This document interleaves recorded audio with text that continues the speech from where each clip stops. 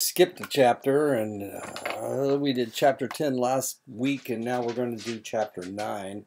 That seems kind of backwards, but it didn't make any sense to me to talk about development right in the middle of those other two topics. So let's go ahead and get started and tackle human development anyway. Maybe. There we go. Okay. Here's a baby. Developmental psychologists try to answer pertinent questions by studying how humans change and grow from conception through childhood, adolescence, adulthood, and then finally they die. They view development as a lifelong process that can be studied scientifically across three developmental domains: the physical, the cognitive, and psychosocial. Physical development involves growth and changes in the body and brain, the senses, motor skills, and health and wellness. Cognitive development involves learning, attention, memory, language, thinking, reasoning, and creativity. And that's what we talked about last week in those two chapters. And psychosocial development involves emotions, personality, and social relationships. As curious as all that is. Across these three domains, physical, cognitive, and psychosocial, the normative approach to development is discussed. This approach asks, what is normal development? In the early decades of the 20th century, normative psychologists studied large numbers of children at various ages to determine norms. For example, average ages of when most children reach specific developmental milestones in each of the three domains. And this is a one-room schoolhouse, and these are kids of different ages. And some of them are big, and some of them are small, and some of them are teachers. I think she's a teacher, and I imagine she's a student. The African-American girl is a student. Yeah, I'm guessing. Although children develop at slightly different rates, we can use these age-related averages as general guidelines to compare children with same-age peers to determine the approximate ages they should reach specific normative events called developmental milestones. For example, crawling, walking, writing, dressing, naming colors, speaking in sentences, and starting puberty. And there we go. Not all normative events are universal, meaning they are not experienced by all individuals across all cultures. Biological milestones such as puberty tend to be universal, but social milestones such as the age when children begin formal schooling are not necessarily universal. Instead, they affect most individuals in a particular culture. For example, in developed countries, children begin school around 5 or 6 years old. But in developing countries like Nigeria, children often enter school at an advanced age, if at all. What was I talking to? Who was I talking? Oh, my daughter teaches high school. She said that most kids in Iowa start school at 7 or 8, not because their mothers want to keep them home, but because they want a couple of years of development for when they start playing sports. As dumb as that sounds. Continuous development views development as a cumulative process, and they let them do that. They let them start school whenever they want. And this is kind of a new thing here, mainly because they have a very conservative government, and they want the parents to control the schooling of their children. What are we talking? Continuous development views development as a cumulative process, gradually improving on existing skills. With this type of development, there is gradual change. Consider, for example, a child's physical growth, adding inches to height year by year. In contrast, theorists who view development as discontinuous believe that development takes place in unique stages. It occurs at specific times or ages. With this type of development, the change is more sudden, such as an infant's ability to conceive object permanence. Stage theories hold that the sequence of development is universal. Infants in all cultures coo before they babble. They begin babbling at about the same age and utter their first word around 12 months old. Okay, so what are we talking about? Cooing and babbling. Cooing is practicing vowel sounds. A, I, O, U. And babbling is where you add consonants to those vowel sounds. So you coo before you babble. Yet we live in diverse contexts that have a unique effect on each of us. Researchers once believed that motor development follows one course for all children regardless of culture. However, childcare practices vary by culture, and different practices have been found to accelerate or inhibit achievement of developmental milestones such as sitting, crawling, and walking. And this is according to Karasik, Adolf, Tamas, Lamonda, and Bornstein in 2010.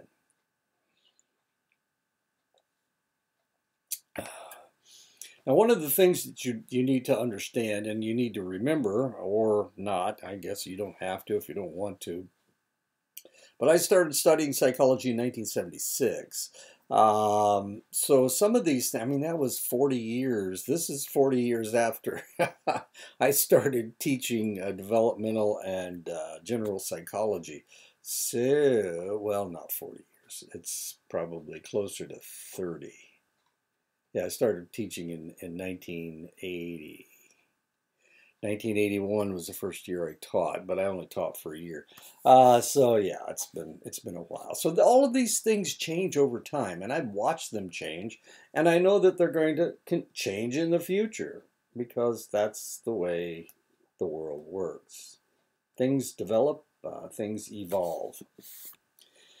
Are we who we are because of nature, biology, and genetics, or are we who we are because of nurture, our environment, and culture? This long-standing question is known in psychology as the nature versus nurture debate. It seeks to understand how our personalities and traits are the product of our genetic makeup and biological factors, and how they are shaped by our environment, including our parents, peers, and culture. We are all born with specific genetic traits inherited from our parents, such as eye color, height, and certain personality traits. Beyond our basic genotype, however, there is a deep interaction between our genes and our environment. Our unique experiences in our environment influence whether and how particular traits are expressed, and at the same time, our genes influence how we interact with our environment. This is according to Diamond in 2009 and Lobo in 2008. What's she eating? Oh, I see what they're saying. Okay, it's changing her offspring, what she eats. Sigmund Freud, who lived between 1856 and died in 1939, he was born in 1856, believed that personality develops during early childhood. For Freud, childhood experiences shape our personalities and behavior as adults. Freud viewed development as discontinuous. He believed that each of us must pass through a series of stages during childhood, and that if we lack proper nurturance and parenting during a select stage, we may become stuck or fixated in that stage. So what's an example? Let me give you an example. What are his stages? So let's say you get stuck in the anal stage. And he thought that you could. So if your parents were too harsh about your potty training, then you would become highly fastidious. In other words, you would everything had to be clean. You'd become obsessive compulsive, and that would be. And as a matter of fact, we used to refer to that as being anal, because you were fastidious and fairly obsessive and compulsive about things. As weird as that sounds. Examples of psychological fixations. Oh, here we go. Phallic fixations, vanity, exhibitionism, pride, anal fixations, orderliness, obsessiveness, rigidity, oral fixations, smoking, gum chewing, nail biting. And strangely enough, I used to bite my fingernails. I stopped biting my fingernails when I started teaching. Because I didn't want to be a bad example for my students. I don't chew gum and I don't smoke, so I guess I don't have an oral fixation, at least anymore. I chewed my fingernails because I was nervous. According to Freud, children's pleasure-seeking urges are focused on a different area of the body called an erogenous zone at each of the 5 stages of development. The first is the oral stage, when the baby has to eat or die. The second is when the baby has to learn to potty train, and that would be the anal stage. The third is the phallic stage, when the the child fixates on the opposite sex parent. So if it's a little girl, suddenly becomes a daddy's girl. If it's a little boy, he suddenly becomes a mommy's boy. The next stage is the latency stage when nothing's going on, and then finally you go through puberty and go through adolescence. You go through adolescence and you start noticing the opposite sex or the same sex, depending on your sexual orientation. And all of this creates your libido, your sex drive. That's what libido is. Oral stage, 0 to 1.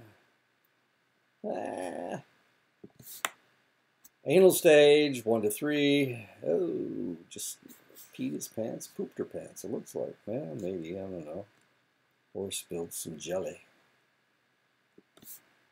Phallic stage, you realize that you are a boy and a girl. It's kind of interesting. I'm going to tell you a story. I have a sister that's only a year and a half older than me, and we used to take baths together. And I can remember the day that I came in to take a bath with her, and she told me to get out, get out, get out, get out. She didn't want to ever take a bath with me again. And I think that probably was her part of her going through this stage, this realization that she was different than I was, as weird as that sounds. Latency phase, nothing's going on. This is your early years of elementary school.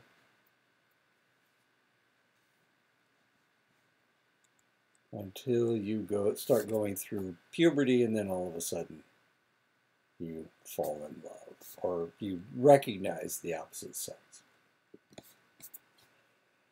Psychosocial theory of development, that was the psychosexual theory of development by Freud. The psychosexual theory of development was developed by Erik Erikson, who wasn't born Erik Erikson, as strange as that may seem. Homburger was what his name was. Is that what? No, it wasn't his first name. He grew up in a really strange environment. He was born in Germany, and his mother was Jewish, and his father turned out to be a Danish sea captain, and that's why he was so light complexioned, with blonde hair and blue eyes. Anyway, so his name was, I can't remember what his name was. Anyway, he was born, and his mother had an affair with this individual. She was married to a Jewish guy, but she didn't. But Erik wasn't his kid, and as soon as Erik was born, the father left, or the husband left, because he'd been cuckolded, as what they call cuckolded. He was born in 1902, and even at that time, even in the early 20th century, Germans didn't really like Jewish people. They blamed them for everything. They had been doing this for a long, long time. It, of course, came to a head during World War II, when they decided that they would annihilate all the Jewish people, as many as they could get a hold of anyway.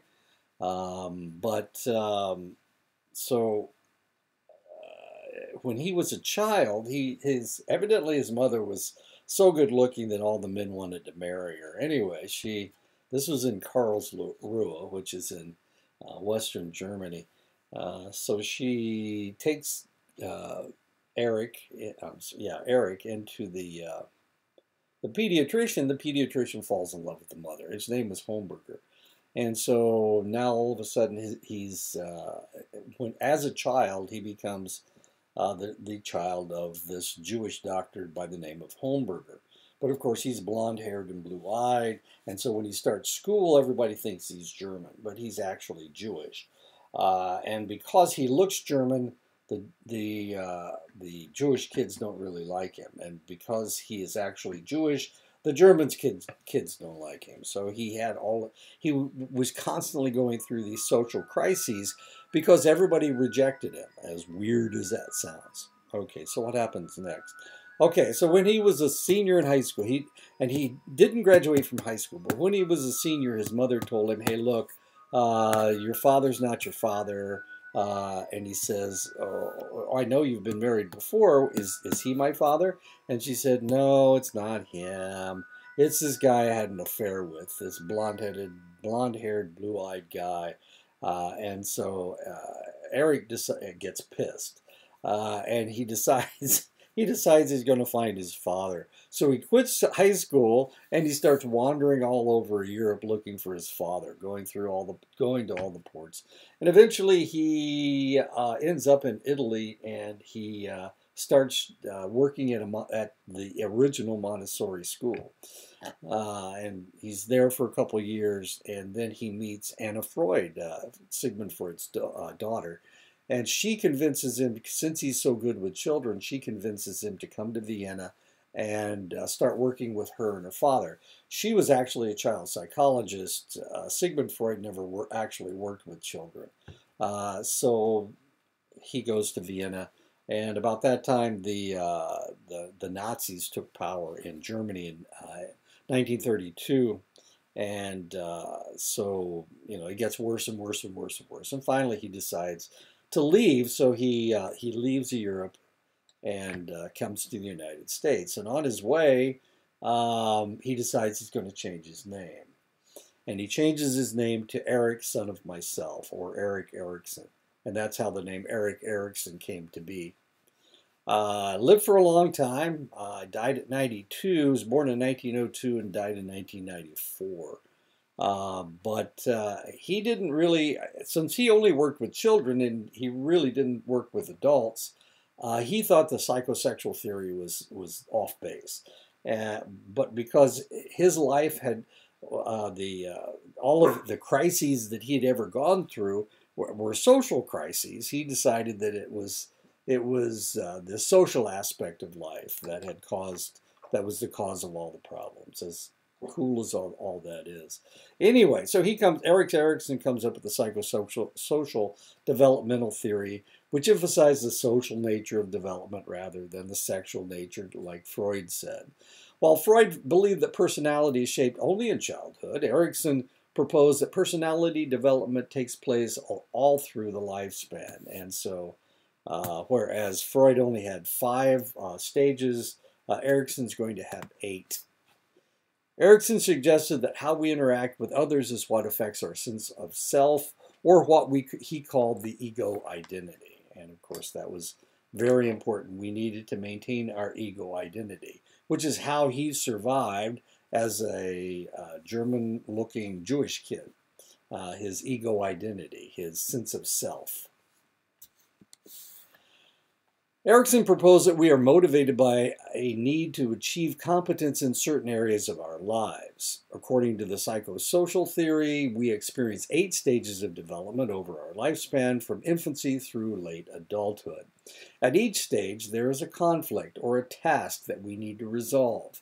Successful completion of each developmental task results in a sense of competence and a healthy personality. Failure to master these tasks leads to a feeling of inadequacy.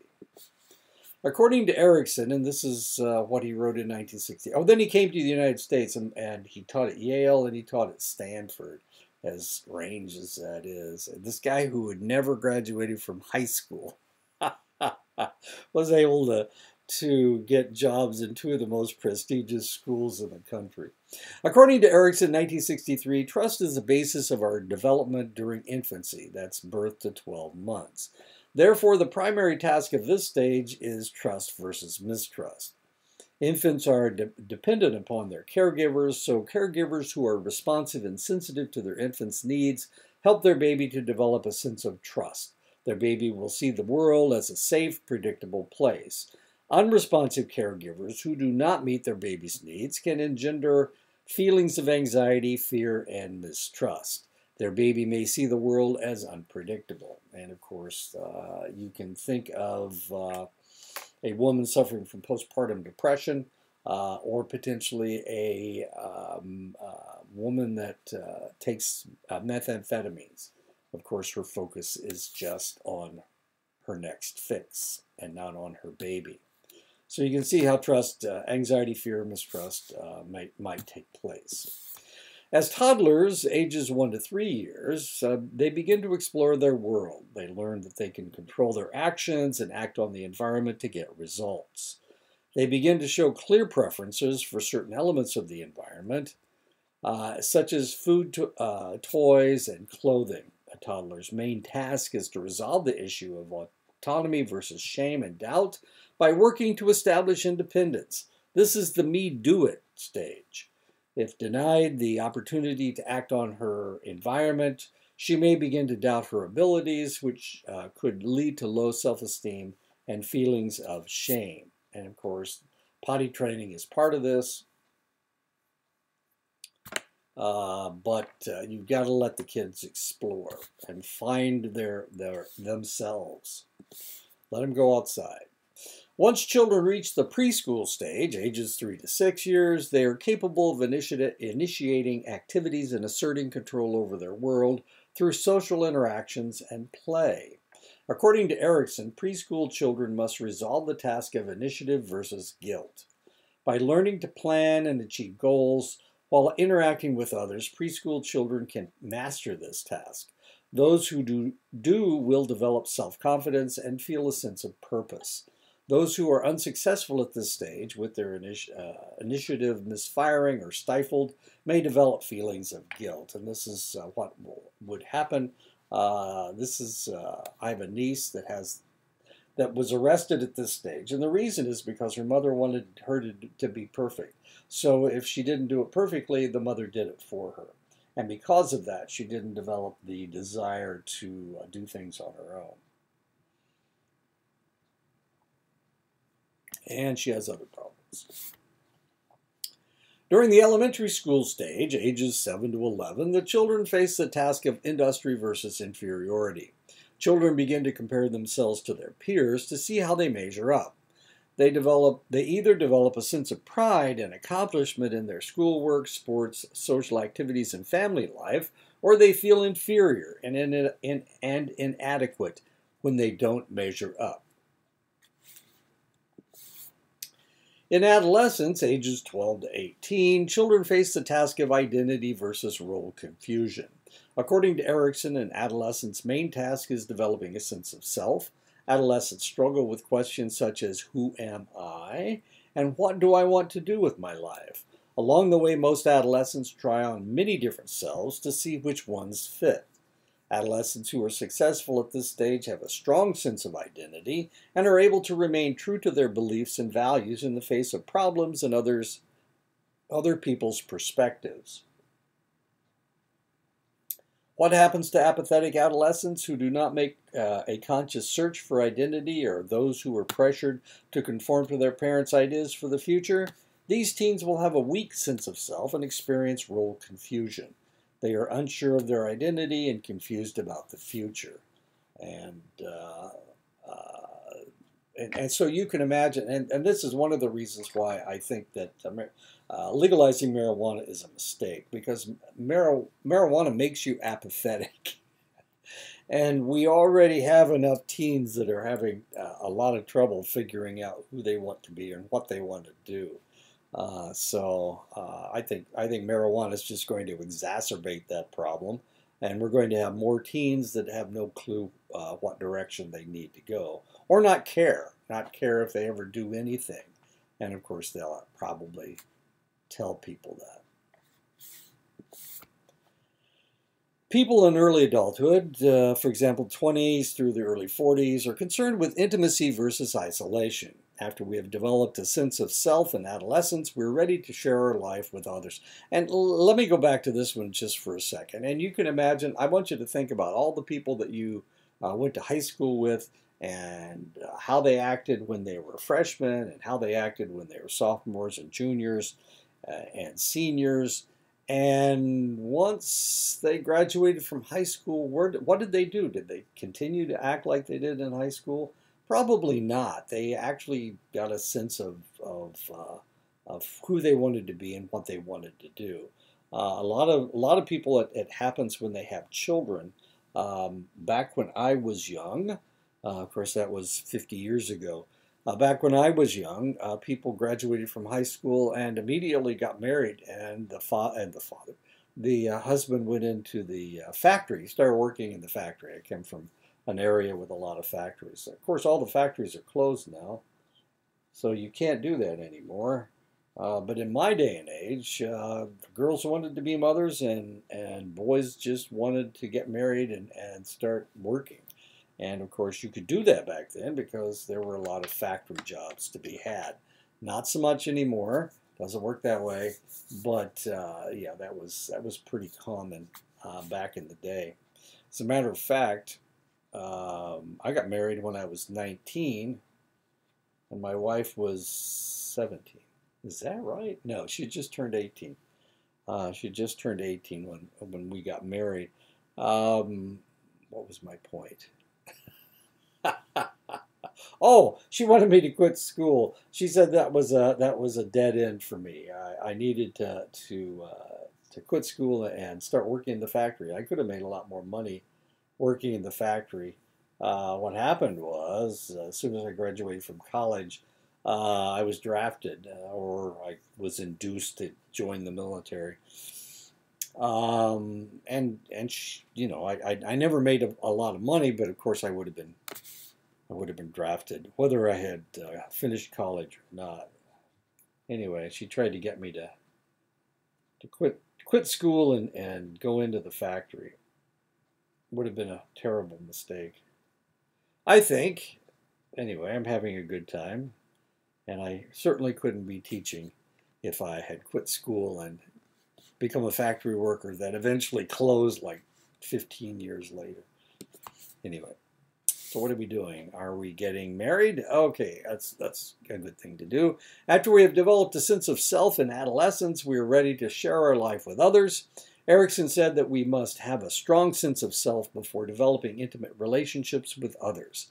The adults who do not develop a positive self-concept in adolescence may experience feelings of loneliness and emotional isolation. And one of the things that we need to think of, this is true.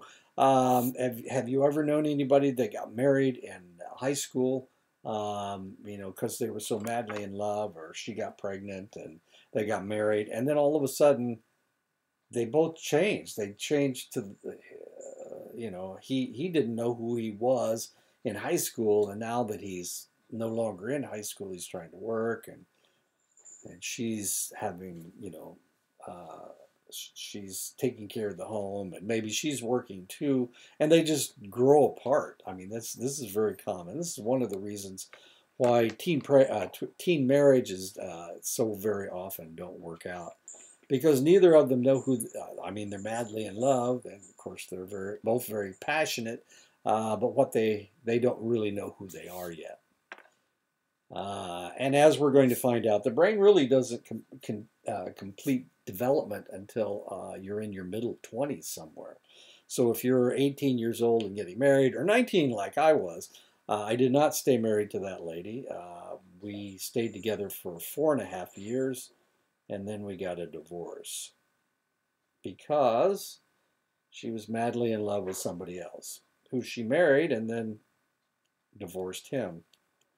And then she fell madly in love with somebody else, and she married him and then divorced him, and then she married. She's been married 5 times. I've been married 3 times, so I'm not that far behind her. But I've been married for 44 years, so as of June 12th.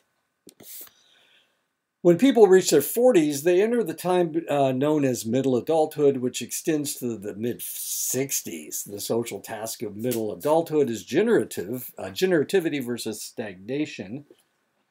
Generativity involves finding your life's work and contributing to the development of others through activities such as volunteering, mentoring, and raising children. Those who do not master this task may experience stagnation, having little connection with others, and little interest in productivity and self-improvement. From the mid-60s to the end of your life, oh geez, that's where I am. We are in the period of development known as late adulthood. Erikson's task at this stage is called integrity versus despair. He said that people in late adulthood reflect on their lives and feel either a sense of satisfaction or a sense of failure. People who feel proud of their accomplishments feel a sense of integrity, and they can look back on their lives with few regrets. However, people who are not successful at this stage may feel as if their life has been wasted. They focus on what would have, should have, and could have been. They face the end of their lives with feelings of bitterness, depression, and despair. And I'm not that close to the end of my life, but I'm pretty happy with myself. Whew. Jean Piaget was from Switzerland. I don't say that, do I? Yeah, he was from Switzerland. And he spoke French, and he wrote in French. And for that reason, we didn't read Piaget for a really long time. He was born in 1896. He's a contemporary of Erikson's. Erikson was born in 1902. And Piaget died in 1980. So he was 84 when he died. Piaget is another stage theorist who studied children's cognitive development. He believed that thinking is a central aspect of development and that children are naturally inquisitive. However, he said that children do not think and reason like adults. His theory of cognitive development holds that our cognitive abilities develop through specific stages, which exemplifies the discontinuity approach to development. As we progress to a new stage, there is a distinct shift in how we think and reason. What else do we know about Piaget? We didn't start reading Piaget in the United States until the middle 70s. And then he wasn't really adopted until the 80s and 90s. I remember I started teaching in 1980, but I started studying psychology in 1976. I already had a bachelor's degree, and it was in English. It wasn't in psychology. But I can remember when this happened and talking to people. I was teaching at Mississippi University for women in the education department, and I was talking to people, and they had just switched over. This is 1995. They had just switched over from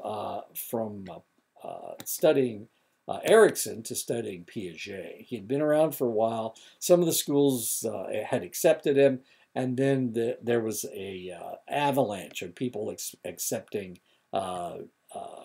Piaget's developmental theory.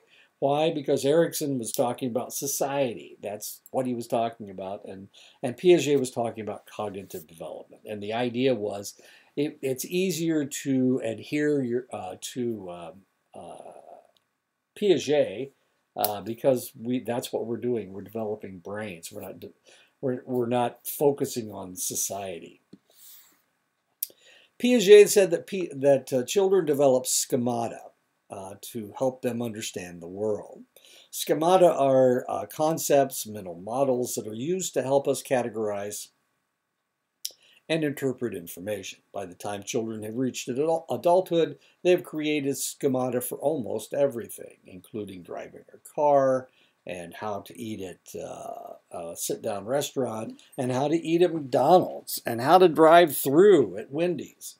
Or Burger King. I don't care where you're driving through. Anyway, these are all schemata that we maintain. So if you were in Germany and decided that you wanted a McDonald's hamburger and you saw a McDonald's with a drive-through, you would know how to do it, even if it's in Germany. And that is what schemata are. When children learn new information, they adjust their schemata through two processes, assimilation and accommodation. First, they assimilate new information or experiences in terms of their current schemata. Assimilation is when they take in information that is comparable to what they already know. And you can think of getting a new cell phone and starting to work with your new cell phone. Well, everything on your cell phone isn't different. As a matter of fact, they probably sold it to you because of the similarities between that and your old phone. And you could assimilate the information from your old phone to your new phone. There you go, assimilation. Accommodation describes when they change their schemata based on new information. This process continues as children interact with their environment. And once again, with our new cell phone, there are similarities between our old phone and our new phone, but there are differences, and we have to learn those new differences. And that is accommodation, taking the new information and creating a new schemata so that we know how to download apps or do banking on this phone as compared to the old phone, where you couldn't do banking. Piaget thought development unfolds in a series of stages approximately associated with age ranges. He proposed a theory of cognitive development that unfolds in 4 stages: the sensory motor stage, the pre-operational stage, the concrete operational stage, and the formal operational stage. The first stage is the sensory motor stage, which lasts from birth to about 2 years old. During this stage, children learn about the world through their senses and motor behavior, hence the sensory motor stage. Young children put objects in their mouths to see if the items are edible, and once they can grasp objects, they may shake or bang them to see if they make sounds. Sensory motor. Between 5 and 8 months, the child develops object permanence, which is understanding that even if something is out of sight, it still exists. According to Piaget, young infants do not remember an object after it has been removed from sight. Piaget studied infants' reactions when a toy was first shown to an infant and then hidden under a blanket. Infants who had already developed object permanence would reach for the hidden toy, indicating that they knew it still existed, whereas infants who had not developed object permanence would appear confused. During late sensory motor stage, children begin to exhibit stranger anxiety, which is a fear of unfamiliar people. Babies may demonstrate this by crying and turning away from a stranger, by clinging to a caregiver, or by attempting to reach their arms toward familiar faces such as parents. Stranger anxiety results when a child is unable to assimilate the stranger into an existing schema. Therefore, she can't predict what her experience with that stranger will be like, which results in a fear response. Piaget's second stage is the preoperational stage, which is from approximately 2 to 7 years old. In this stage, children can use symbols to represent words, images, and ideas, which is why children in this stage engage in pretend play. Children also begin to use language in the preoperational stage, but they cannot understand adult logic or mentally manipulate information. The term operational refers to logical manipulation of information, so children at this stage are considered to be pre-operational. Children's logic is based on their own personal knowledge of the world so far, rather than on conventional knowledge. Children in this stage cannot perform mental operations because they have not developed an understanding of conservation, which is the idea that even if you change the appearance of something, it is still equal in size as long as nothing has been removed or added. So this glass and this glass have exactly the same amount of liquid in it, but this baby, this little guy, doesn't understand that. During this stage, we also expect children to display egocentrism, which means that the child is not able to take the perspective of others. A child at this stage thinks that everyone sees, thinks, and feels just as they do. An egocentric child is not able to infer the perspective of other people and instead attributes his own perspective. So this child is only able to see this child thinks that the doll can see exactly what she sees, and of course it's from a different angle, so she can't understand that the doll is seeing something different from her. Piaget's third stage is the concrete operational stage, which occurs from about 7 to 11 years old. In this stage, children can think logically about real concrete events. They have a firm grasp on the use of numbers and start to employ memory strategies. They can perform mathematical operations and understand transformations, such as addition is the opposite of subtraction and multiplication is the opposite of division. In this stage, children also master the concept of conservation. Even if something changes shape, its mass, volume, and number stay the same. Children in the concrete operational stage understand the principle of reversibility, which means that objects can be changed and then returned back to their original form or condition. Take, for example, water. You can pour water from the fat glass back to the thin glass and still have the same amount, minus a couple of drops, of course. The fourth and last stage in Piaget's theory is the formal operational stage, which is from about age 11 to adulthood. Children in the formal operational stage can deal with abstract ideas and hypothetical situations. Children in this stage can use abstract thinking to problem solve, look at alternative solutions, and test these solutions. In adolescence, a renewed egocentrism occurs. And I was just thinking about my grandson. He turns 11 on the 7th of July. So he will be in the formal operational stage. Yay. Many developmental psychologists disagree with Piaget, suggesting a fifth stage of cognitive development known as the post-formal stage. In post-formal thinking, decisions are made based on situations and circumstances, and logic is integrated with emotion as adults develop principles that depend on contexts. One way that we can see the difference between an adult in post-formal thought and an adolescent in formal operations is in the terms of how they handle emotionally charged issues. Once we reach adulthood, our problem-solving abilities change. As we attempt to solve problems, we tend to think more deeply about many areas of our lives, such as relationships, work, and of course politics. How important are politics? Because of this, post-formal thinkers are able to draw on past experiences to help them solve new problems. Problem-solving strategies use post-formal thought vary depending on the situation. It's really kind of interesting. I have a friend in Montana who we used to talk all the time. And she was brilliant about everything except she didn't want to think about politics.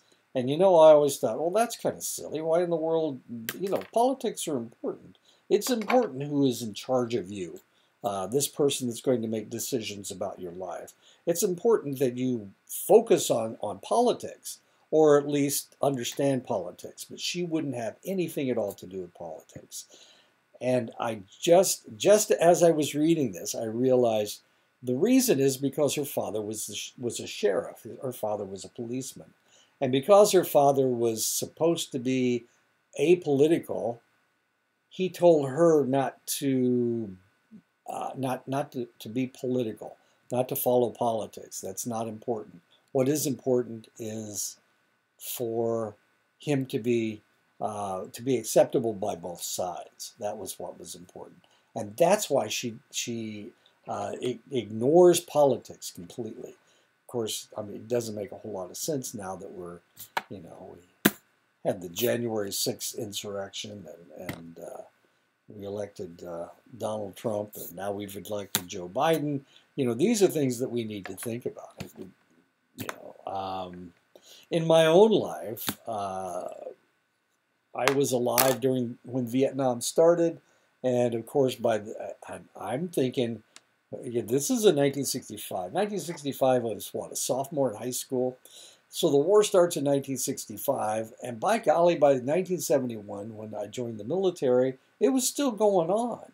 And potentially, if I did pay attention to politics, but potentially if the right person had become president, maybe we wouldn't have gotten into that war. Maybe that it would have, Richard Nixon promised us that he was going to get us out of that war.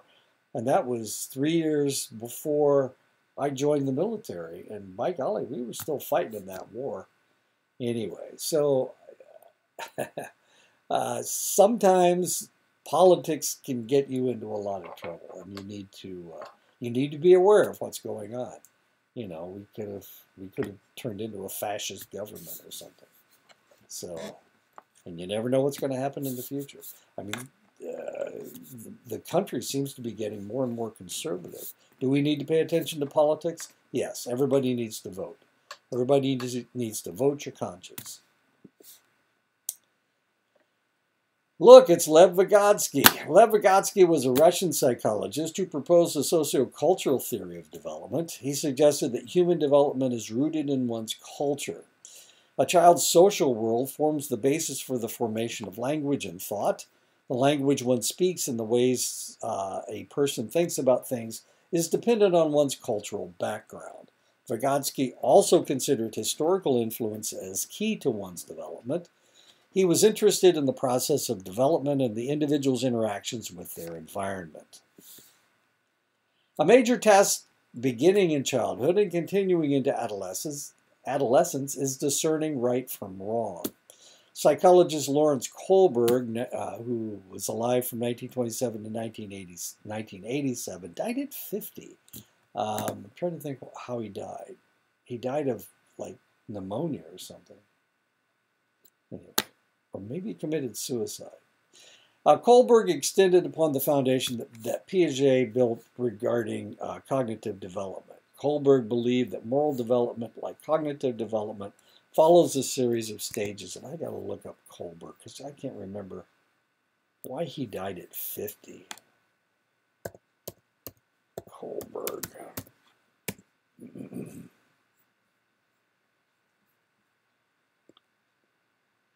Lawrence Kohlberg, there we go. Why did he die so young? At the bottom is always why he died. While doing cross-cultural research in Belize, Kohlberg contracted a parasitic infection, causing him extreme abdominal pain. The long-term effects of the infection and the medication took their toll. Kohlberg's health declined as he also engaged in increasing demanding professional work. He did commit suicide. January 19th, Kohlberg parked at the end of the dead-end street across from Boston's Logan Airport. He left his wallet with identification on the front seat of his unlocked car and walked into the icy Boston Harbor. So he did commit suicide. Okay. I thought something weird happened to him. Okay, anyway, Lawrence Kohlberg. Kohlberg believed that moral development, like cognitive development, follows a series of stages. This is the story that he told. This is Heinz's moral dilemma, and this is how he asked people about how they felt about morality. Okay, here's the story. In Europe, a woman was near death from a special kind of cancer, and this is her right here, in her robes. There was one drug that the doctors thought might save her. It was a form of radium that a druggist in the same town had recently discovered.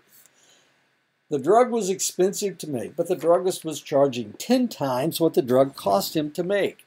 He paid $200 for the radium and charged $2,000 for a small dose of the drug. The sick woman's husband, Heinz, went to everyone he knew to borrow the money, but he could only get together about $1,000, which is half of what it cost. He told the druggist that his wife was dying and asked him to sell it cheaper or let him pay later. But the druggist said, "No, I discovered the drug and I'm going to make money from it." So Heinz got desperate and broke into the man's store to steal the drug for his wife. Should the husband have done that? Heinz, whoops, whoa, there she is. There's the lady, and there's Heinz. There he is about to punch the druggist. He stole the drugs. After presenting people with this and various other moral dilemmas, Kohlberg reviewed people's responses and placed them in different stages of moral reasoning. According to Kohlberg, an individual progresses from the capacity for pre-conventional morality before age 9 to the capacity for conventional morality, early adolescence, and toward attaining post-conventional morality once formal operational thought is attained, which only a few fully achieve. Kohlberg placed in the highest stage responses that reflected the reasoning that Heinz should steal the drug because his wife's life is more important than the pharmacist making money. The value of a human life overrides the pharmacist's greed. Kohlberg's theory of moral, the 6 stages. Stage 1, rules are fixed and absolute. Rule 2, judging actions according to individual needs. Rule 3, conforming and being nice. Rule 4, respecting authority. Rule 5, considering individual rights. And then Rule 6, always do the right thing. It is important to realize that even those people who have the most sophisticated post-conventional reasons for some choices may make other choices for the simplest of pre-conventional reasons.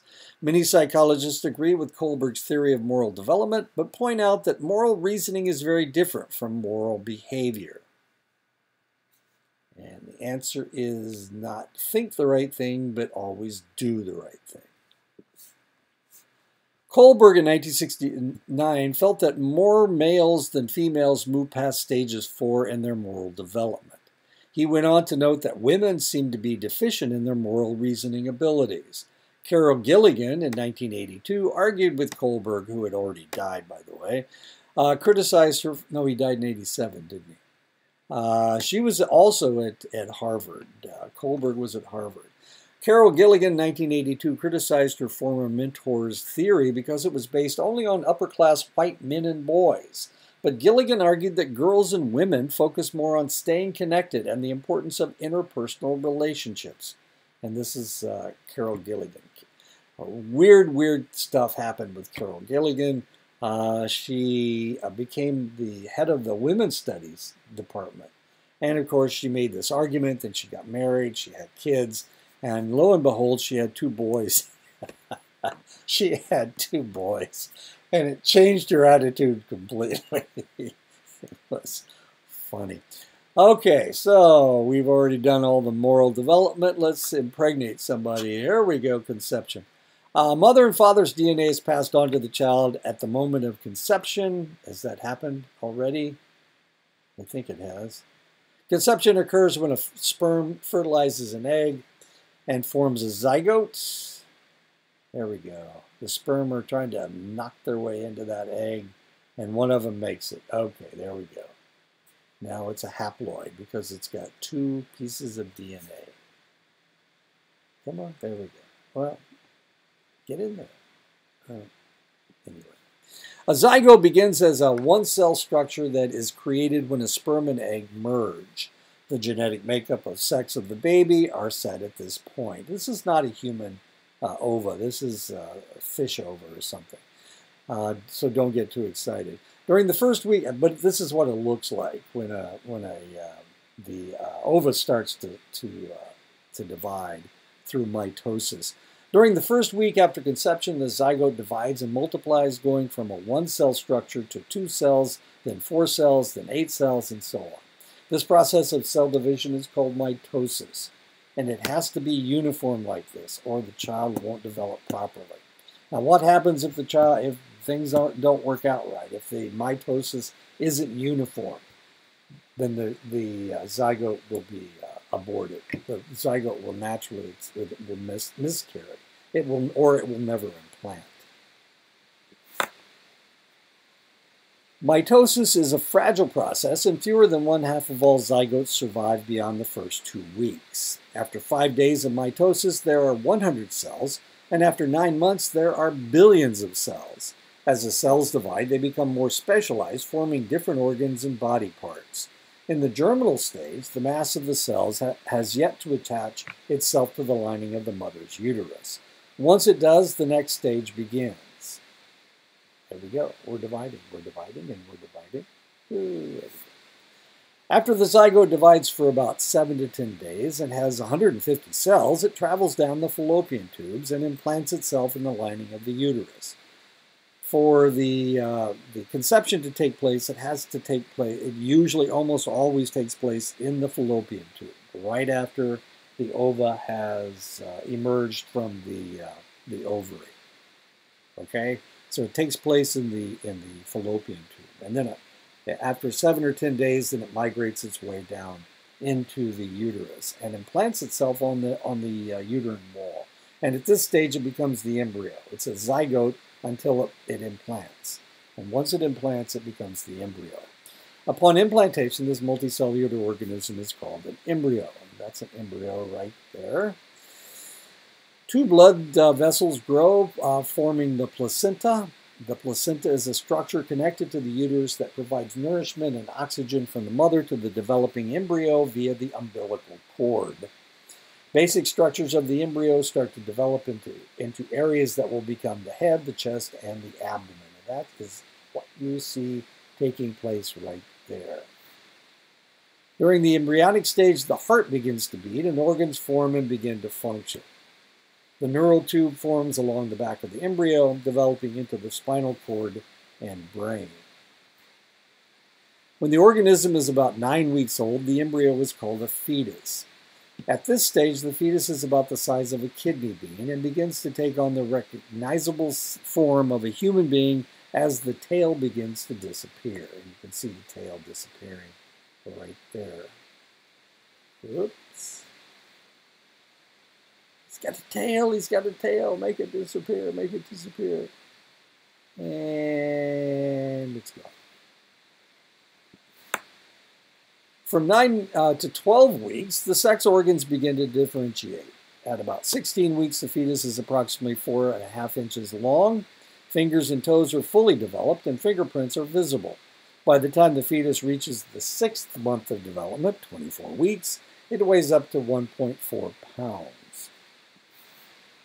Hearing has developed so the fetus can respond to sounds. The internal organs, such as the lungs, the heart, stomach, and intestines, have formed enough that a fetus born prematurely at this point has a chance to survive outside the mother's womb.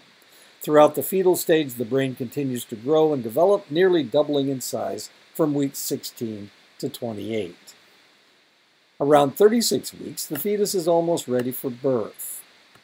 It weighs about 6 pounds and is about 18.5 inches long, and by week 37, all the fetus's organ systems are developed enough that it could survive outside the mother's uterus without many of the risks associated with premature birth. The fetus continues to gain weight and grow in length until approximately 40 weeks. By then, the fetus has very little room to move around, and birth becomes imminent. During each prenatal stage, genetic and environmental factors can affect development.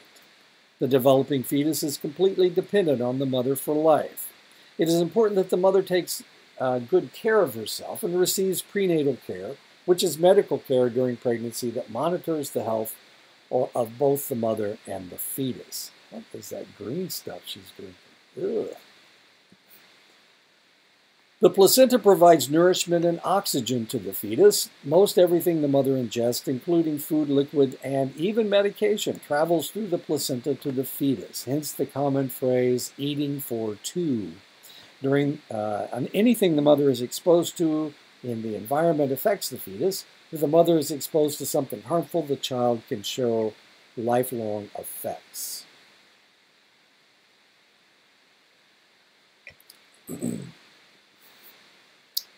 A teratogen is any environmental agent, biological, chemical, or physical, that causes damage to the developing embryo or fetus.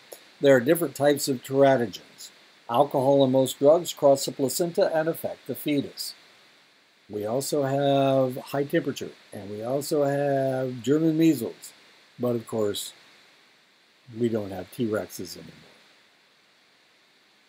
Alcohol, high temperature, German measles.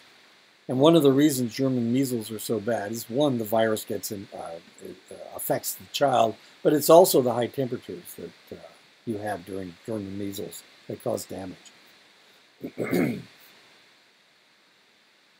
Alcohol is not safe to drink in any amount during pregnancy.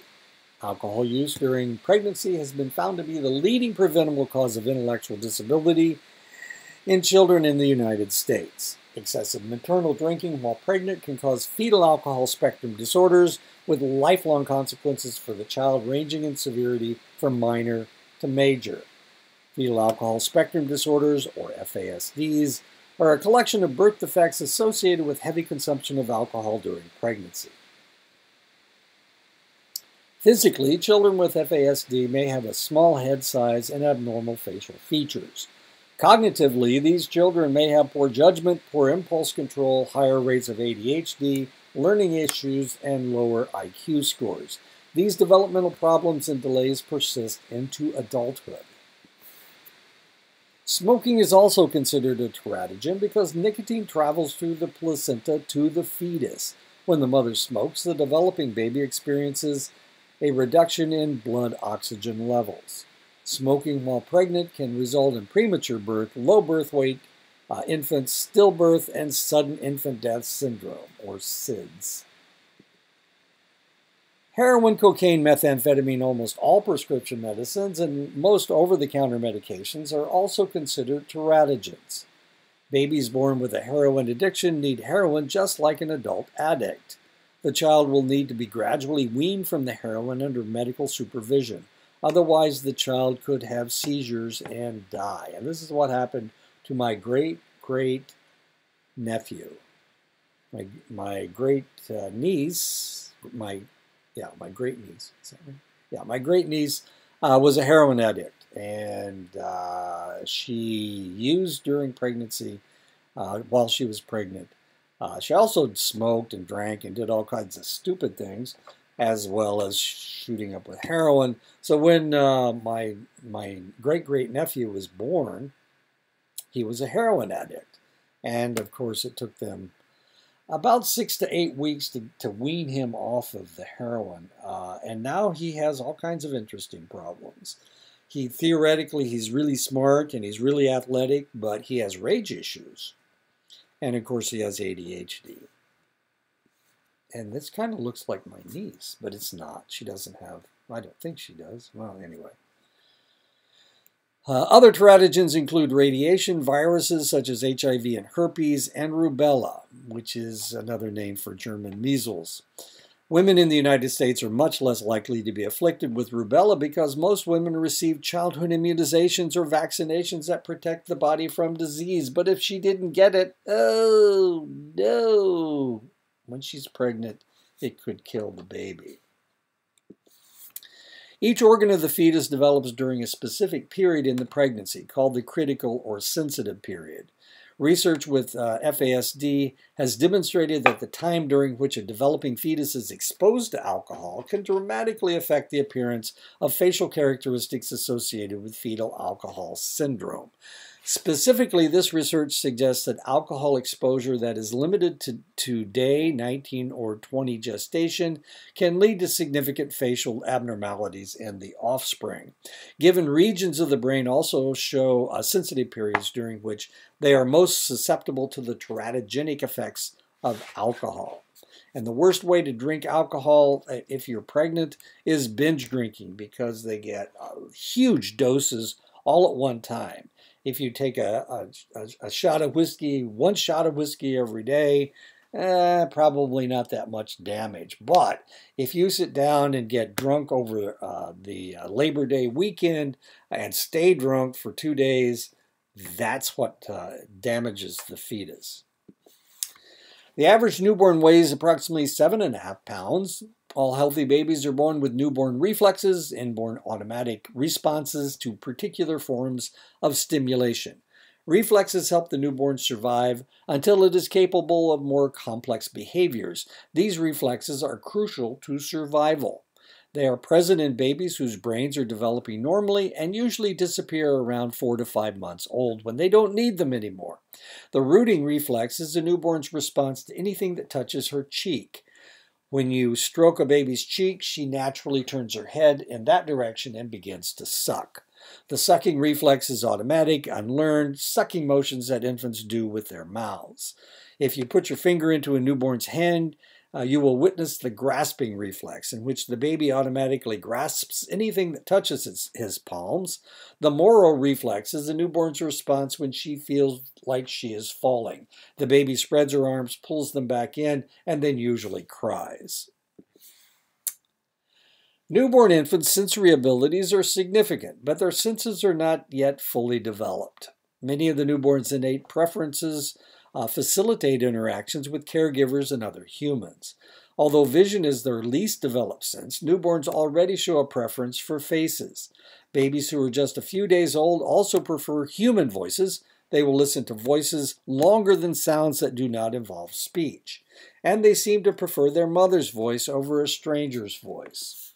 They also strangely prefer their father's voice over a stranger's voice. Now, why would this be? Because the father has talked to the mother, and the baby can actually hear. He can hear his mother's voice, and he can hear whoever has been talking to his mother, which potentially should be, well, could be, doesn't have to be, the father. A male voice. Now, interestingly, it's easier for the baby to hear deep voices than it is to hear high-pitched voices. So if the mother has a really high-pitched voice, then potentially the baby won't pick up on it. But the baby will pick up on a deeper voice. In infancy, toddlerhood, and early childhood, the body's physical development is rapid.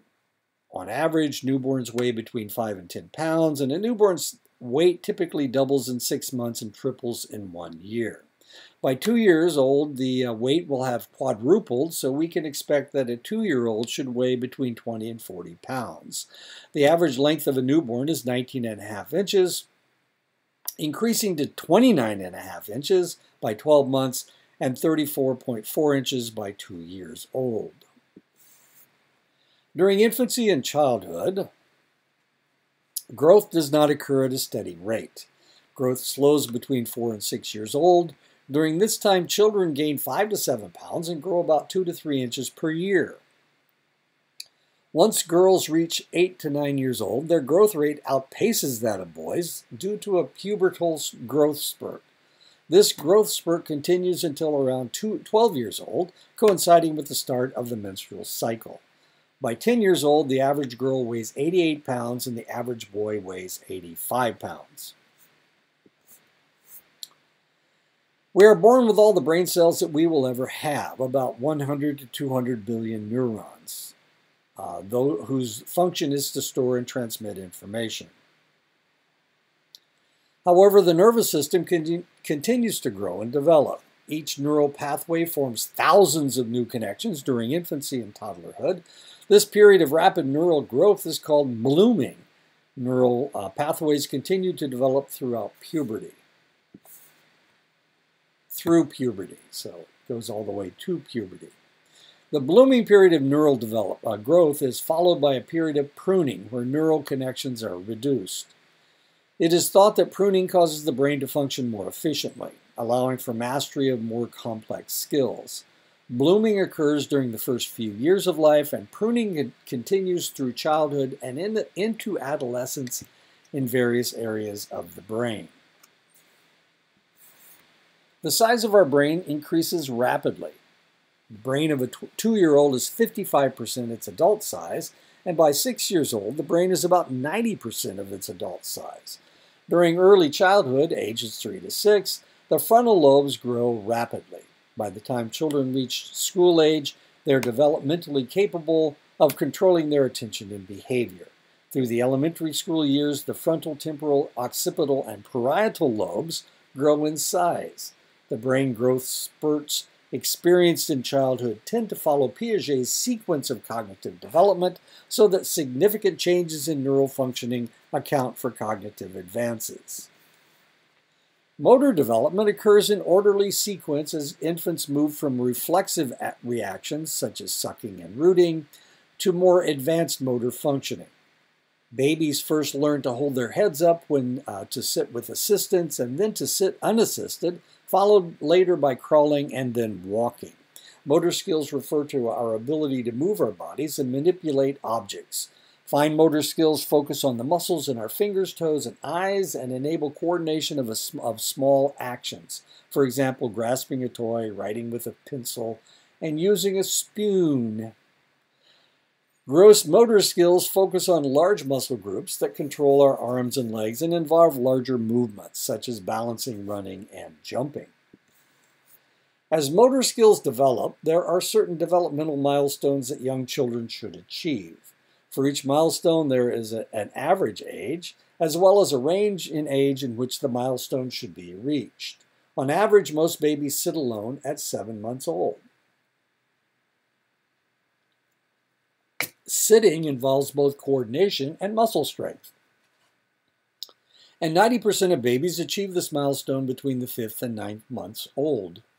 Babies on average are able to hold up their head at 6 weeks old, and 90% of babies achieve this between 3 weeks and 4 months old. If a baby is not holding its head by 4 months old, he is showing a delay.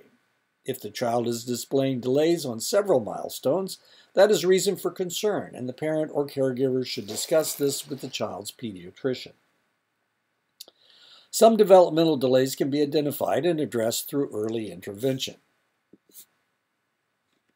Children are expected to reach cognitive milestones. It is helpful to be aware of these milestones as children gain new abilities to think, problem solve, and communicate.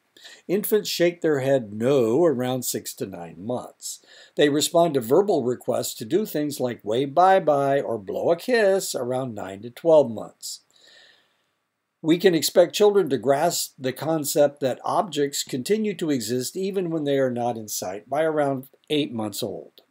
Because toddlers, for example, 12 to 24 months old, have mastered object permanence, they enjoy games like hide and seek, and they realize that when someone leaves the room, they will come back. And that's according to Loop in 2013.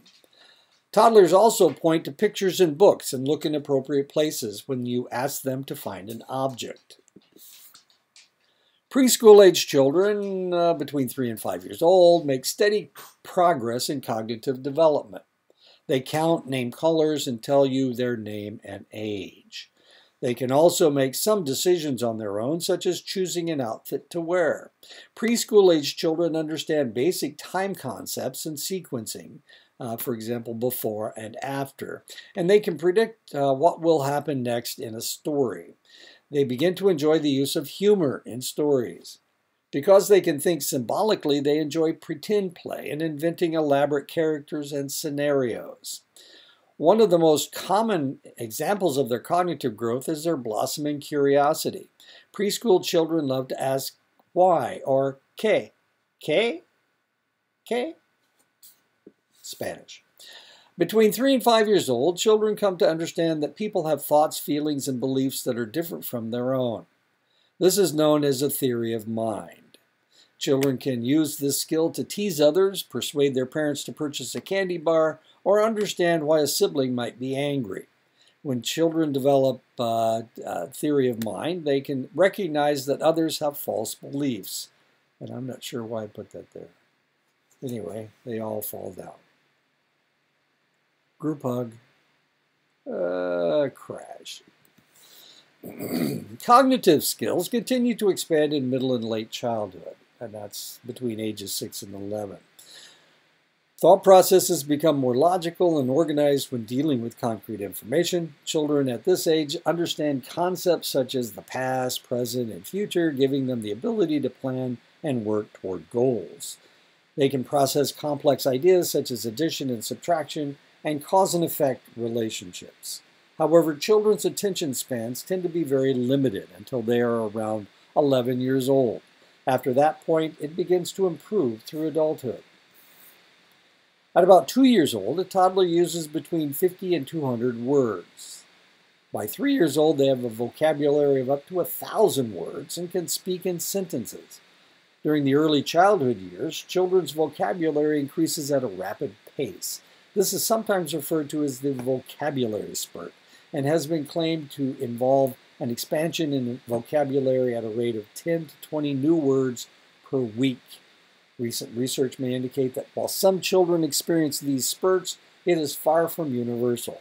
It has been estimated that 5-year-olds understand about 6,000 words, speak 2,000 words, and can define words and question their meanings. They can rhyme and name the days of the week. 7-year-olds speak fluently and use slang and cliches. Attachment is a long-standing connection or bond with others. In Harlow's research with monkeys that he did in 1958 at the University of Wisconsin, He concluded that there are more to the mother-child bond than just nourishment. Feelings of comfort and security are the critical components to maternal-infant bonding, which leads to healthy psychosocial development. John Bowlby developed the concept of attachment theory. He defined attachment as the affectional bond or tie that an infant forms with their mother, and this was in 1969.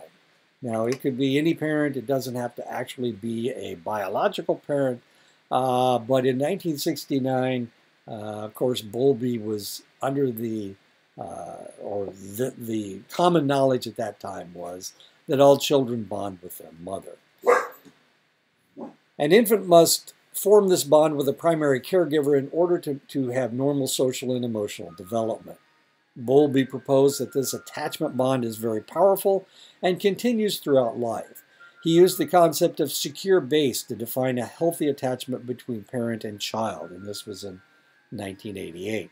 A secure base is a parental presence that gives the child a sense of safety as he explores his surroundings.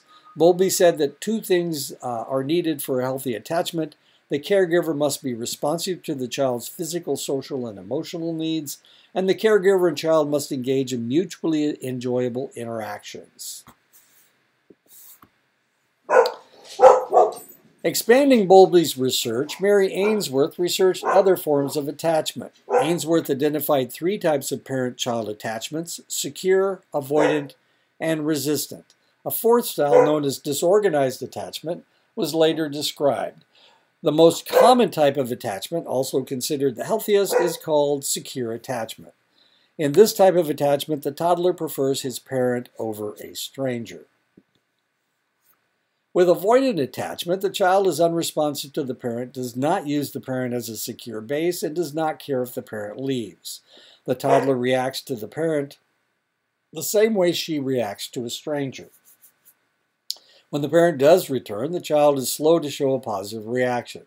Ainsworth theorized that these children were most likely to have a caregiver who was insensitive and inattentive to their needs.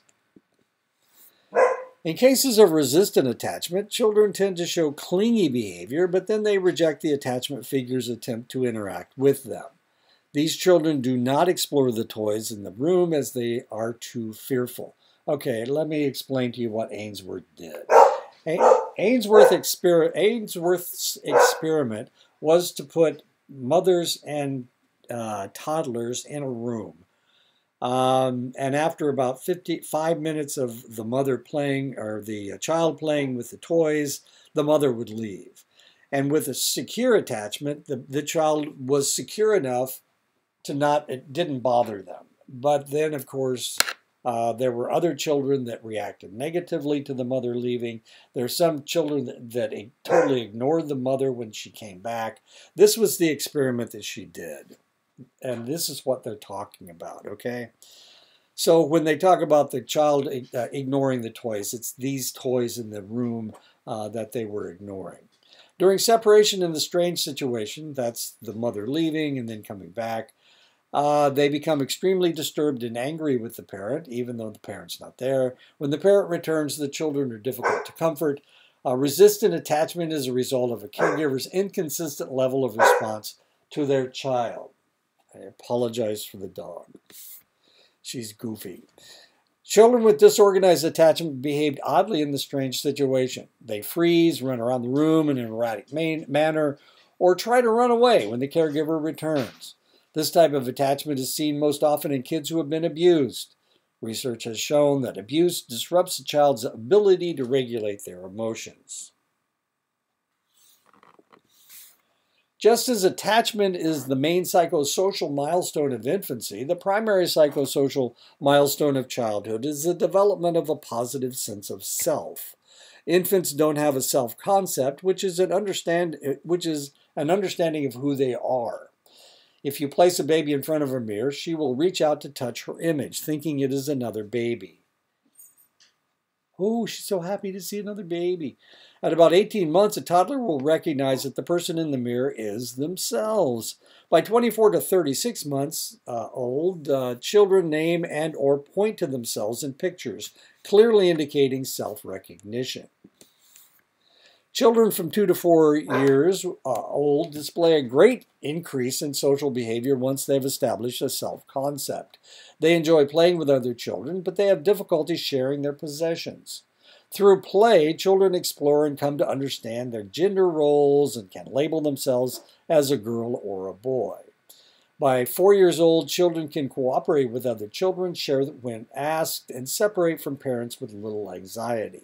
Children at this age also exhibit autonomy, initiate tasks, and carry out plans. Success in these areas contributes to a positive sense of self. Once children reach 6 years old, they can identify themselves in terms of group memberships. I'm a first grader. School-age children compare themselves to their peers and discover that they are competent in some areas and less so in others. At this age, children recognize their own personality traits as well as some other traits they would like to have. Development of a positive self-concept is important to healthy development.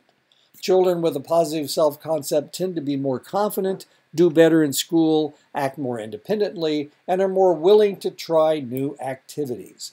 Formation of a positive self-concept begins in toddlerhood when children establish autonomy and become confident in their abilities. Development of self-concept continues in elementary school when children compare themselves to others. When the comparison is favorable, children feel a sense of competence and are motivated to work harder and accomplish more.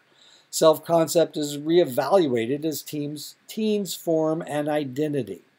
They internalize the messages they have received regarding their strengths and weaknesses, keeping some messages and rejecting others. Adolescents who have achieved identity formation are capable of contributing positively to society, according to Erickson in 1968. Parents can nurture a healthy self-concept, and parenting style may be a factor.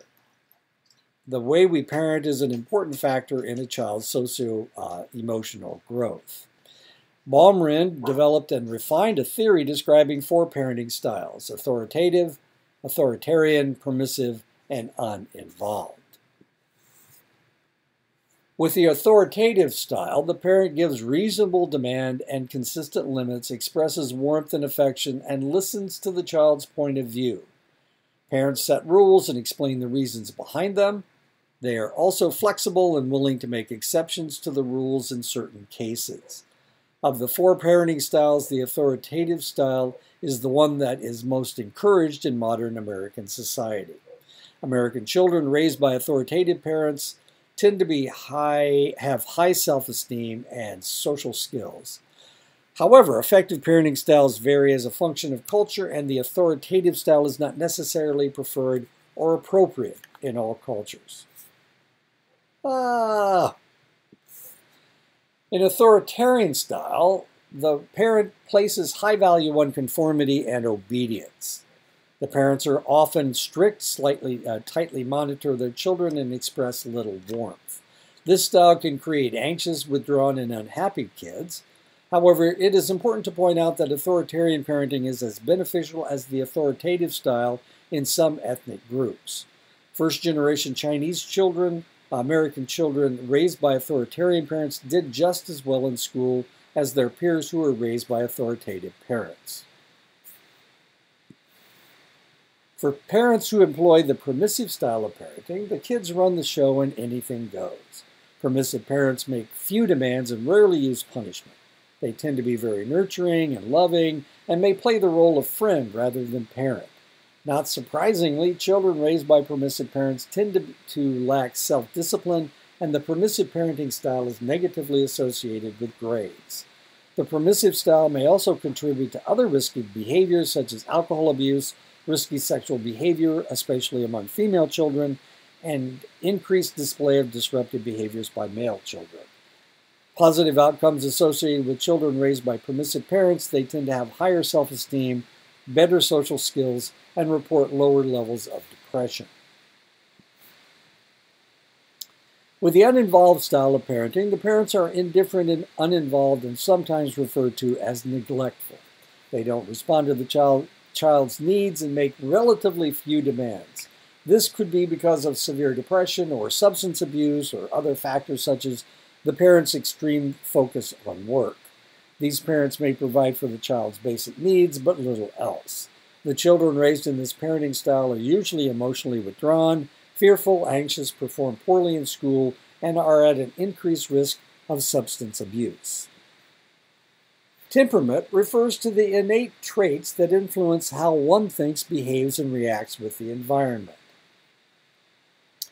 Children with easy temperaments demonstrate positive emotions and adapt well to change and are capable of regulating their emotions, unlike the child in the back seat. Children with difficult temperaments demonstrate negative emotions and have difficulty adapting to change and regulating their emotions, like the child in the back seat. Difficult children are much more likely to challenge parents, teachers, and other caregivers, just like the child in the back seat. Therefore, it's possible that easy children, i.e. social, adaptable, and easy to soothe, tend to elicit warm and responsive parenting, while demanding, irritable, withdrawn children evoke irritation in their parents or cause their parents to withdraw.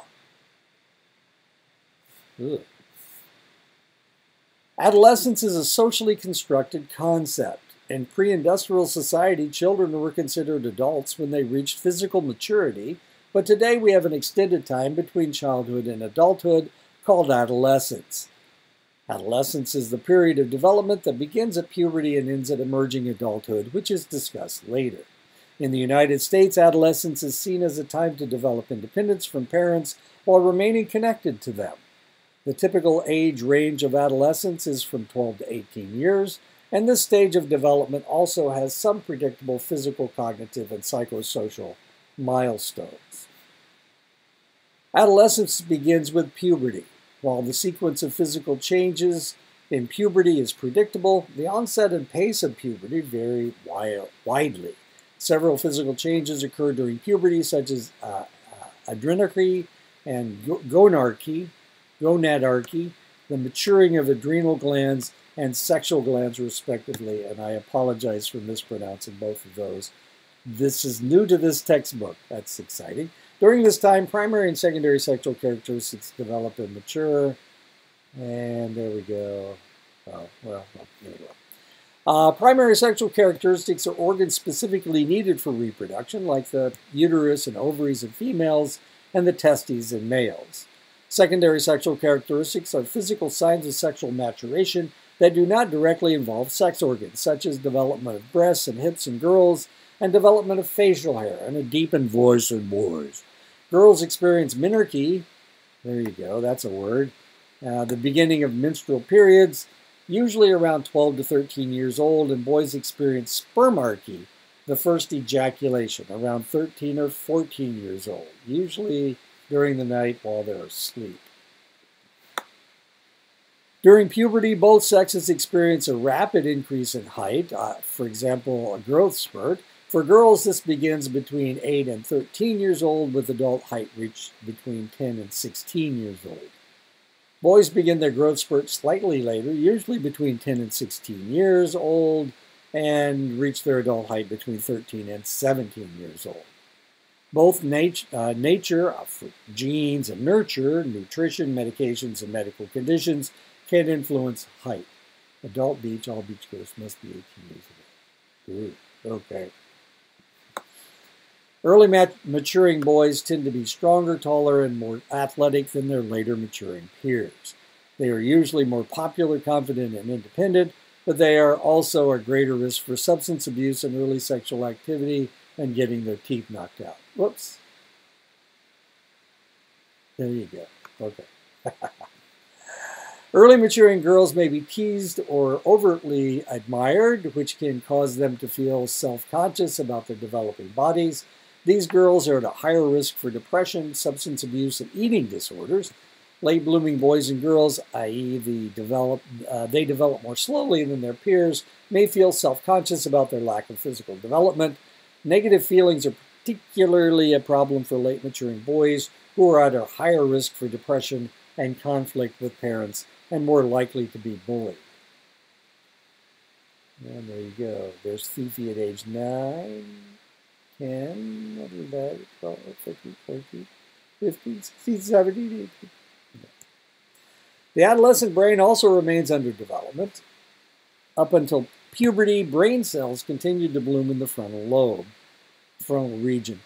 Adolescents engage in increased risk-taking behaviors and emotional outbursts, possibly because of the frontal lobes of their brains are still developing, and they think with their amygdalas.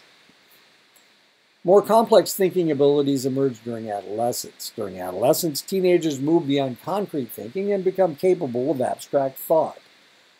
Teen thinking is characterized by the ability to consider multiple points of view, imagine hypothetical situations, debate ideas and opinions, for example, politics, religion, and justice, and form new ideas.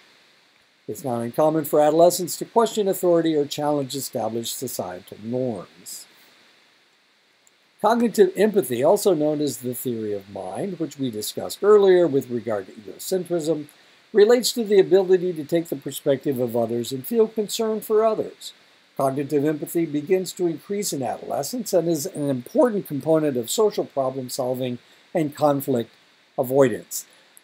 According to one longitudinal study, levels of cognitive empathy begin rising in girls around 13 years old and around 15 years old in boys. Teens who reported having supportive fathers with whom they could discuss their worries were found to be better able to take the perspective of others. Adolescence continues to refine their sense of self as they relate to others. Some adolescents adopt the values and roles that their parents expect for them. Other teens develop identities that are in opposition to their parents but align with a peer group. This is common as peer relationships become a central focus in adolescents' lives. As adolescents work to form their identities, they pull away from their parents, and the peer group becomes very important. Despite spending less time with their parents, most teens report positive feelings toward them. Warm and healthy parent-child relationships have been associated with positive child outcomes, such as better grades and fewer school behavior problems in the United States as well as in other countries.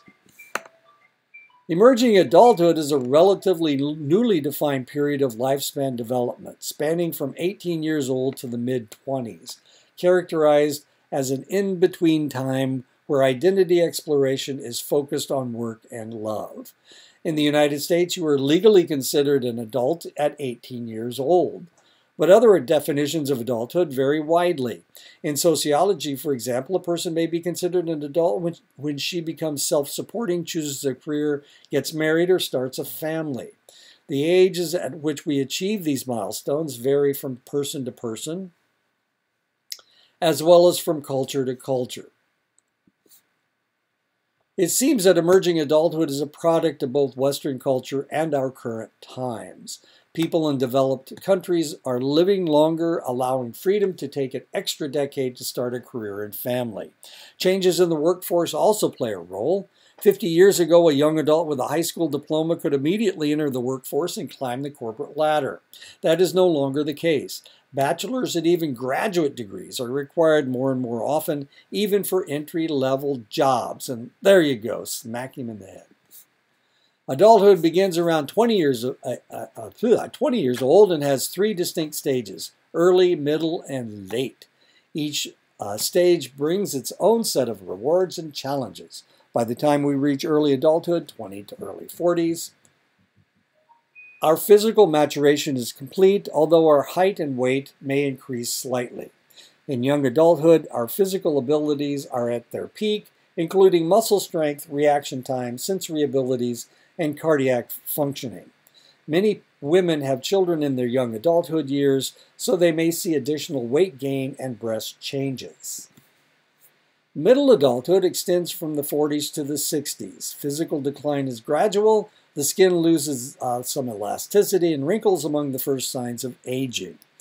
Visual acuity decreases during this time. Women experience a gradual decline in fertility as they approach the onset of menopause, the end of the menstrual cycle, around 50 years old. Both men and women tend to gain weight in the abdominal area for men and in the hips and thighs for women. Hair begins to thin and turn gray. Late adulthood is considered to extend from the 60s on. This is the last stage of physical change. The skin continues to lose elasticity. Reaction time slows further and muscle strength diminishes. Smell, taste, hearing, and vision, so sharp in your 20s, decline significantly. The brain may also no longer function at optimal levels, leading to problems like memory loss, dementia, and Alzheimer's disease in later years. Unlike our physical abilities, which peak in our mid-20s and then begin a slow decline, our cognitive abilities remain steady throughout early and middle adulthood.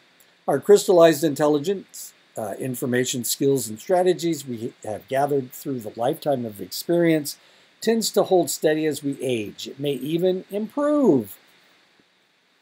In late adulthood, we begin to experience a decline in another area of our cognitive abilities, our fluid intelligence, information processing abilities, reasoning, and memory. These processes become slower. Research has found adults who emerge in mentally and physically stimulating activities experience less cognitive decline and have a reduced incidence of mild cognitive impairment and dementia. Use it or lose it, dudes. Positive relationships with significant others in our adult years have found to contribute to a state of well-being. Most adults in the United States identify themselves through their relationship with family, particularly with spouses, children, and parents. While raising children can be stressful, especially when they are young, research suggests that parents reap the rewards down the road, as adult children tend to have a positive effect on parental well-being. Having a stable marriage has also been found to contribute to well-being throughout adulthood. Death marks the end of your life story. There's a shock for you. Our culture and individual backgrounds influence how we view death. In some cultures, death is accepted as a natural part of life and is embraced. Until about 50 years ago, in the United States, a doctor might inform someone that they were dying, and the majority of deaths occurred in the hospital. Today, hospice provides care for 1.65 million Americans and their families. Because of hospice care, many terminally ill people are able to spend their last days at home. Research has indicated that hospice care is beneficial for the patient and for the patient's family. Hospice patients report high levels of satisfaction with the hospice care because they are able to remain at home and are not completely dependent on strangers for care. Hospice patients tend to live longer than non-hospice patients. Family members receive emotional support and are regularly informed of their loved one's treatment and condition. The family's members' burden of care is also reduced. Both the patient and the patient's family members report increased family support, increased social support, and improved coping while receiving hospice services. Elizabeth Kubler-Ross in 1969, who worked with the founders of hospice care, described the process of an individual accepting their own death. She proposed 5 stages of grief: denial, anger, bargaining, depression, and acceptance, hopefully in that order. Most individuals experience these stages, but the stages may occur in different orders depending on the individual. Hopefully acceptance is the last one. A person might write a living will or advance directive, which is a written legal document that details specific interventions as a person wants. A person may also include a do not resuscitate or a DNR order, and he would share this with his family and close friends. A DNR order states that if a person stops breathing or his heart stops beating, medical personnel such as doctors and nurses are not to take steps to revive or resuscitate the patient. A living will can also include a health care proxy, which appoints a specific person to make medical decisions for you if you are unable to speak for yourself. People's desire for living wills and DNRs are often influenced by their religion, their culture, and their upbringing. And that is the end of the chapter. So I'll talk to you guys next week. I'm not sure what happens next week, but I'm sure it'll be as much fun as this week.